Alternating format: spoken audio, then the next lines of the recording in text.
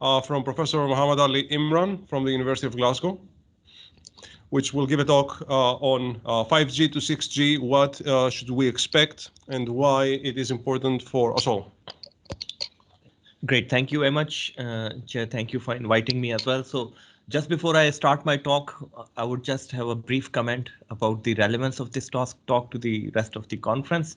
So those who do not know, there is a strength of weak ties theory, which says that sometimes topics which are not very strongly related with the conference or discussion, they generate more new ideas and new directions as well. My talk is related with this conference from the point of view of data visualization, data gathering, data sharing as well. So my talk will be on digital connectivity solutions and how the future of digital connectivity solutions is evolving. 5G, many people know about the 5th generation of wireless communication networks, how we are evolving to 6G and what should we expect as a difference and innovation there. So just a brief word about our involvement with 5G as a research group and as a university, University of Glasgow. So we have been one of the leading research institute in developing the Scotland's 5G strategy. And First Minister of Scotland actually chose our university to announce her 5G strategy for the nation. And we have been the founding members of the Scotland 5G Centre as well, which is now leading the growth of 5G as a solution to businesses for their digital connectivity. So very simply explaining these generations of digital technology, how things have evolved from 3G, 4G to 5G. If you just take a simple example of how long it takes to download a video, which is nearly 2 hours long, in 3G, it will be several hours, more than a day, right? In 4G, it will be few minutes. And with 5G, it will be few seconds. So do we need to go further? Do we need to have another generation where we reduce this time to a fraction of a second? If I answer the question honestly, probably we don't, right? So seconds of download speed is enough. So we should stop there. So I will try to highlight why we are still going beyond the 5th generation and how it will help us in topics like this conference, like bioimaging and other areas as well. So if we have a quick look at how 5G was organized as a challenge, so there were specific use cases in 5G which were very challenging to deliver. For example, everyone knows about enhanced mobile broadband, which was the example I gave before as well, how the speed of a video download can be reduced. But less people are aware of low latency, high reliability communication, which can be a more powerful tool to solve a lot of problems that people face in remote surgery and other similar use cases. And another important area is massive IoT, where a lot of sensing devices which are collecting data, increase in such a large number in a limited area that it's difficult to have their simultaneous connectivity with the remote radio units. So this is massive IoT. So we are going beyond just the mobile phones that people use that require mobile connectivity. We need this mobile connectivity now for more mundane everyday use devices. Cameras are already connected, but maybe in future your other devices will be connected, like light bulbs and switches and so on. So these were 3 extreme use cases of 5G. First thing that 6G does, increases the dimensions in which we are trying to stretch the capability of the system. So it's not just data rate, traffic efficiency, spectrum efficiency, but it now includes energy efficiency, security capacity of the network, privacy preservation of the network, again related to any healthcare related data imaging. This privacy preservation will be a key increased dimension in 6G system. And it also requires cost efficiency as well, because already we are experiencing increasing digital divide by the introduction of technologies like 4G and 5G, where some people can now do things using 4G and 5G technology, which others cannot. So this digital divide then leads to many other divides, like healthcare divide, education divide, and so on and so forth. So one main ambition of 6G is to be so cost efficient that it does not widen the gap in this digital divide. So we did a work and published one of the pioneering or first paper in a speculative outlook of 6G with some world-leading researcher like Mehdi Benis and Marwan Dabbah from industry as well. So one of the main area where it will extend its dimensions, how we will achieve this low cost while extending the additional use cases in 6G is to look at the power of artificial intelligence and machine learning tools. So a lot of expenses are done on maintaining a 5G network in terms of human resources who continue to optimize the network because things are changing so quickly in this area. So we want to have self-organized networking where the network can learn from its past experiences of optimization as well as use case delivery as well. And it can adopt its own parameters and features. So in future, for example, deploying a 5G radio in this room will be very similar to deploying a Wi-Fi router in this room. And the configuration will be much stronger and powerful than doing a Wi-Fi router configuration.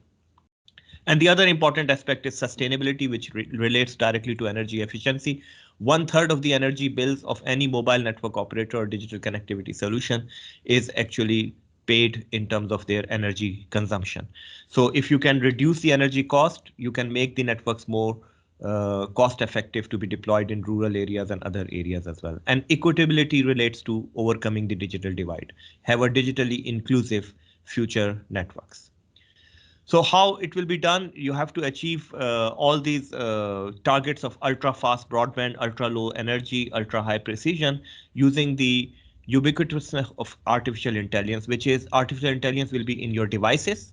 It will be in the network nodes and it will be at the optimization centers in the network as well. And this will enable many new use cases. For example, everyone is aware of this emerging use case of a smart city. Even 5G can do it. Healthcare, a smart factory, but more importantly, the use cases like autonomous cars connected with a wireless mobile network. We need to go beyond 5G. Even 5G latency and other targets do not meet these requirements. Urban air mobility, for example, going beyond just the cars which run on the road, but UAVs and other things for transporting goods, as well as probably humans in future as well, will require these kind of 6G use cases as well. So most important thing that will be enabled by this new generation of wireless communication networks is to create an internet of senses. You may have heard about internet of skills, where people were talking about doing remote surgery or delivering work remotely using 5G systems. So 6G system goes one step beyond. Everyone knows that in the past, even in this conference, we have a very good example where we are communicating very successfully two important human senses. One is the video, so the visual image, and the audio, right? And all previous generations have focused on improving the quality of transmission of these two human senses.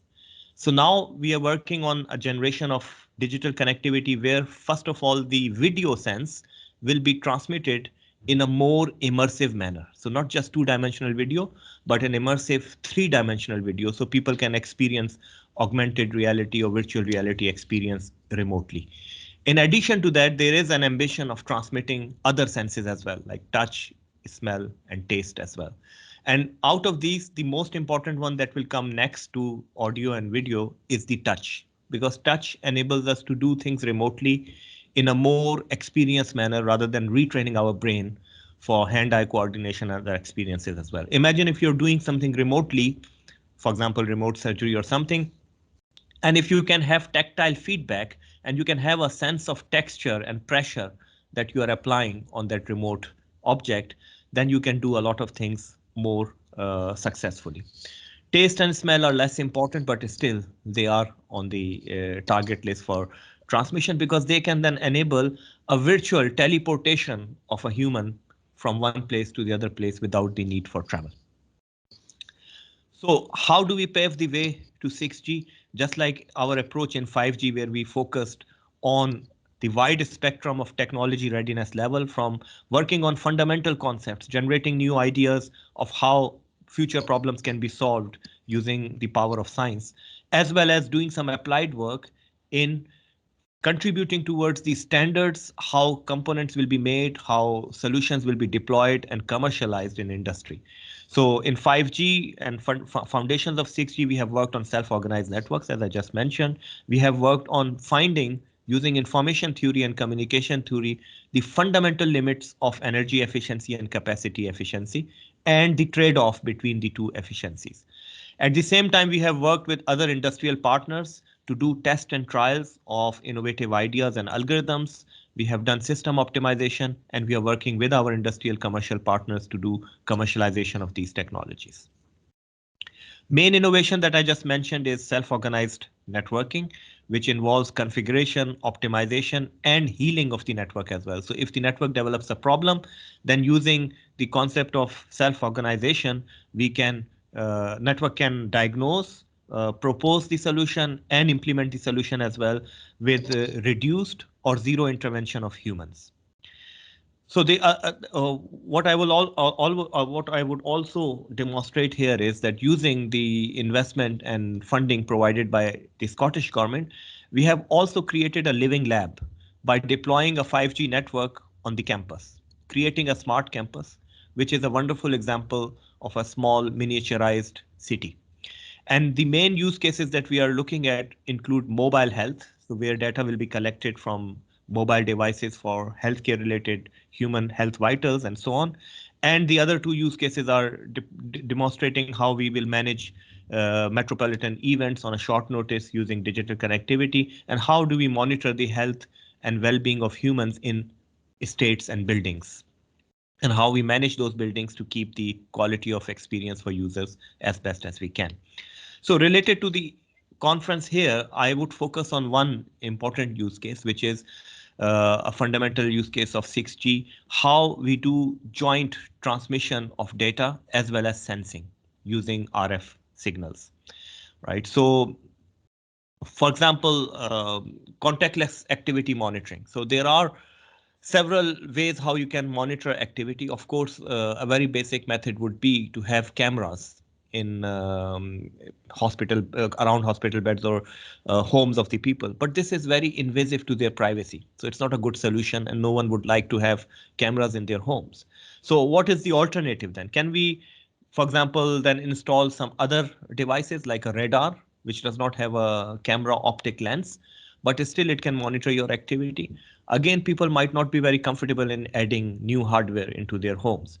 So the third alternative is, which we are trying to promote or work on, exploit already present wireless energy around them to be able to monitor their macro and micro activities. And this wireless energy is in the form of Wi-Fi signals, in the form of 5G signals, and this is currently being deployed around them in order to transmit data. Can we use the same signals to also monitor their activity or not? That's the main question we are trying to answer. That will reduce the need of them having to wear wearable devices or any other bioimaging sensors or signals on their body. Of course, there will be limitations of what can be done just using RF signals. Of course, I'm not saying the other things should be eliminated. This is just to add and augment the capabilities of other signals. The main challenges in this, I think I would skip other use cases in the interest of time. I will just focus on this use case. The main challenge is their competitors are vision-based systems or wearables. With wearables, many people forget to wear them or they don't want to wear. With vision-based systems, you have the basic problem of privacy invasion. So our vision is that we use omnipresent, already existing wireless signals to monitor activity. And the basic principle here is whenever there is some movement in any environment, that has some subtle changes in wireless channel quality. Because of the changes in multipaths, because of the changes in the lengths of some of the multipaths, you will have either constructive or destructive addition at the receiver. So this will, if you can monitor these subtle changes, both in amplitude of the channel quality and the phase of the received channel, you can then predict or preemptively detect the activity happening in an environment. However, the main challenge is this is easy to do with single subject and macro activity. For example, one single subject in a room is standing, sitting, lying down, easy to detect. However, it becomes more challenging if you have single subject, but you want to monitor their activity at a much minute detail. For example, their breathing rate, for example. The channel changes are very subtle, very difficult to identify. And if you have multiple subject, even activity monitoring becomes more challenging. Why? Because the channel is changing because of two independent parameters, and the changes are very difficult to separate from one another to detect those activities. And then multi-subject vitals monitoring is further ahead in our roadmap. And then in order to achieve this multi-subject vitals monitoring, we are working on a new concept of reconfigurable intelligent surfaces, which actually provide us the capability of focusing wireless energy on a specific subject in a room while helping us to separate multiple subjects' activity from one another. So I wouldn't go through a lot of technical details given the time, but I also want to highlight one other point which I briefly mentioned. We don't want to remove all other available technologies as well. They will still be existing. Rather, they will be augmenting where they are available. They will be helping in improving the efficiency and quality of resolution that we have using our RF or wireless sensing technology. For example, you can have in some places radars installed as well. In some other places, you can have the monitoring sensors or inertial measurement units. So combining the input from all these multiple modes, we can combine them using decision fusion methods and other methods to have a multimodal decision, which will have higher accuracy and higher performance. We have done this in a lab setting on multiple users as well. So you can see a user programmable transmitter and a receiver set in a lab environment with multiple subjects of 4. And we have then done some data gathering, how accurate our wireless sensing algorithm is for different macro activities, all 4 standing, all 4 sitting down, combinations of sitting, standing, and so on. So in order, and what we have observed is when you have multiple users, you have a lack of resolution, and there is a confusion matrix. Many events are then confused between one another. So in order to solve this problem, we want to control the channel, not just the transmitter and the receiver. In order to do monitoring of activity, somehow we have to control the RF waves which are going through the room and focus on specific subjects where we want to focus them.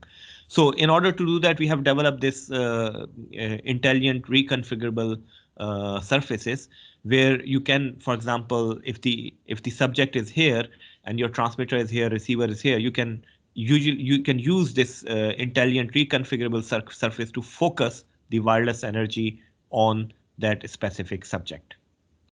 And what we have observed is in the absence of intelligent reflective surface in that challenging scenario that I just showed, of course, it's nearly impossible to separate the events of sitting, standing, and walking of a human subject in that environment. However, if you switch on the intelligent reconfigurable surface, you can see significant improvement in confusion matrix, which had nearly 50% accuracy, which is like tossing a random coin, to a perfect confusion matrix with nearly 100% accuracy.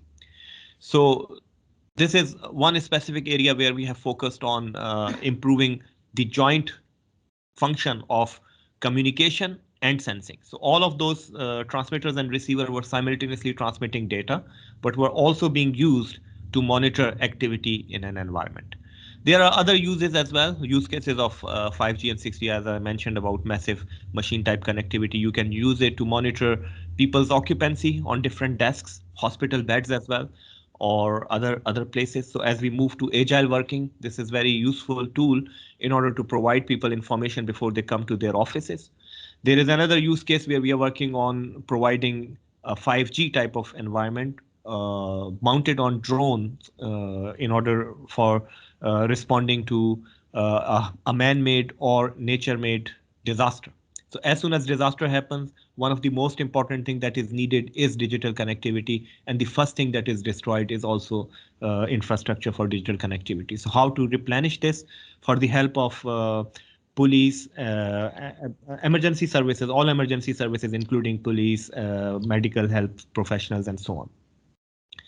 As I mentioned, with 6G, what we will be able to do is transmit skills over the internet at a distance, right? So skilled jobs could be delivered from a distance. However, this requires transmission of tactile feedback as well, which requires a very low latency and high reliability of communication. One other interesting use case we have recently enabled in collaboration with NHS Scotland, Telefonica, O2, and other partners is clinics on the wheel. As you are all aware, after pandemic, there are long waiting lists for different patients to get even their regular tests that they used to have done in hospitals. So what we are trying to do is trying to make it more efficient to deliver these tests at the doorsteps of those people who cannot travel long distances, or just to shorten the time cycle. This is a clinic which is 5G connected even in remote areas using a satellite link, and it can provide a lot of testing facilities closer to people's own doorstep. I think I will stop here. So these use cases have been covered widely in the media, and I would stop here with a sincere appreciation and thanks to all the team members and colleagues who have actually enabled this work under my leadership or supervision. Thank you very much. Thank you very much. We have time for a few questions.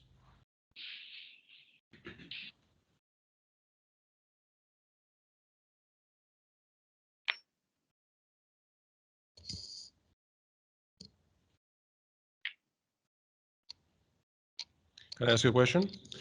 So when would we expect to see a hardware setup for 6G in the following years? So usually these generations have usually worked over a decade cycle. Okay. So 5G is now being deployed. It started getting deployed in 2020, and we hope to see 5G most widely covering UK by 2024, right? So 6G starts getting deployed. So now this is the cycle where 6G is being developed as a concept, as a technology, and prototype hardware will be available around 2027, 2026, standardized hardware in 2030. So this is 2020 to 2030 is the decade of development of 6G technology. Okay, thank you very much. And regarding your 5G infrastructure, if I may ask, do you have a hardware infrastructure in the University of Glasgow, or do you have it via the industry partners? So we do have the hardware infrastructure across University of Glasgow, and there is two different types of hardware infrastructure. One is commercial grade hardware deployed, which is from Nokia, for example, and from Cisco and other commercially competent people who are actually deploying 5G commercial networks. And then there is a lab-based infrastructure, which is user programmable radios that we use actually to develop new algorithms, new hardware techniques before they actually get standardized and then are deployed by the commercial partners. Okay, thank you very much. That sounds very interesting.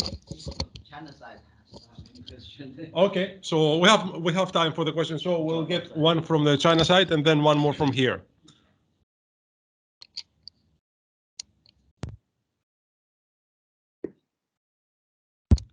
A question from China?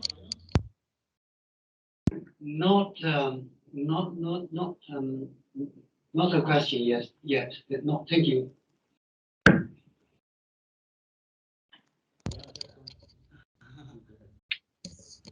Because you so many data, and this may be a big challenge to transmit the so many data. So how we can maybe use software to transmit? Yeah. So volume of data can be managed using some simple concepts like mobile edge computing. So all pieces of raw data are not necessary or does not contain enough information for processing, right? So you can have some data filtering at the source, and you can optimize what information from the data is the most useful information. So you only transmit that information. So that can reduce the volume of data going on the wireless channels. And you do it at every stage in hierarchical manner so that the load on the wireless links is as minimum as possible. Thank you. Your talk is very related with our visualization and sharing, for Yeah, so I've also got a question about the reflector, which is a very interesting technology. But you said the need for it arose because of the reluctance of putting special sources in rooms, such as radar. Or something like that. So why is it more acceptable to put one of these reflectors in, or does it give other advantages in terms of being able to use a variety of sources? Indeed, that's an excellent question, John. And one thought behind this is that these reflectors currently look like a bulky hardware, but our vision is that these are passive devices. They're not active devices in the sense that they have only one diode which can be switched on and off at the back end. And these could be integrated even in future in wallpapers or, for example, decorative pictures for the people. Right. And because they are not collecting any additional information, they are just reconfiguring whatever wireless energy is inside the room. We think that that might be more acceptable for people if they understand what is happening. But this is not just for monitoring people's health, but in future, even these reflectors can improve the coverage of your Wi-Fi or your 5G signals inside your homes by reconfiguring the wireless environment in your homes. So it might not be, someone might be interested in not getting monitored for their health, but just having better coverage in their homes. Even for them, this technology can be helpful. Very interesting. Thank you. So do we have any more questions or should we proceed to the next talk?